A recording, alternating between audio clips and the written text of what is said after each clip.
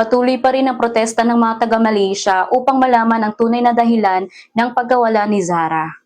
Si Zara ay 13 years old at nag-aaral daw sa isang school sa Malaysia na mayroong sariling dormitoryo. Ayon sa unang investigasyon, si Zara ay nahulog daw mula sa third floor ng kanilang dorm, kaya siya nasawi. Pero palaisipan pa rin kung tumalon ba siya or meron bang sadyang gumawa sa kanya noon.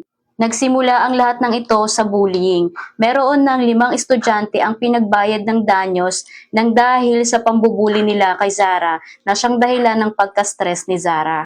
Pero hindi daw ibig sabihin nito na sila ang may kagagawan ng pagkawala ni Zara. Pinagbayad lamang sila bilang kaparusahan sa ginawa nilang pagbibitaw ng masasakit na salita na siyang nagbigay ng stress kay Zara. Dito ko napanood yung pinaka-updated na news about doon sa 5 estudyante. Sa mga gusto rin mapanood ito, search nyo na lang itong Free Malaysia Today. Isa rin ako sa mga umaasa na sana ay mabigyan hustisya na ang nangyari kay Zara.